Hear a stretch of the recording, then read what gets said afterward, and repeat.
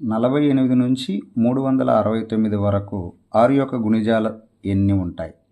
ఇలాంటి సందర్భంలో ఇచ్చిన కనిష్ట సంఖ్యను 6చే, అంటే మనకి ఇక్కడ 6 ఇచ్చారు కాబట్టి 6తో భాగించగా శేషం 0 వస్తే అక్కడ భాగఫలం ఎంత వస్తే ఆ గుణిజం నుంచి మన పరిధిలోకి వస్తాయి అని అర్థం. అనగా దాని ముందు గుణిజం వరకు మన పరిధిలోకి రావు. ముందుగా కనిష్ట సంఖ్యని 48ని 6తో భాగించాలి.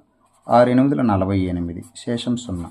శేషం 0 వచ్చేసింది అంటే 6 యొక్క 8వ గుణిజం నుంచి మన పరిధిలోకి వస్తాయి, అంటే మనం కౌంట్ చేసుకోవాలి అని అర్థం. అంటే 7 గుణిజాలు మన పరిధిలోకి రావు. అట్లాగే ఇక్కడ ఉండే గరిష్ట సంఖ్యను కూడా ఇచ్చిన సంఖ్యతో భాగించాలి, ఏది ఇస్తే అది. 6 6 36, 9, 6 1 6, 3 శేషం. అంటే మొత్తం 61 గుణిజాలలో 7 గుణిజాలు మన పరిధిలోకి రావు అని. అంటే 8వ గుణిజం నుంచి 61వ గుణిజం వరకు వస్తాయి.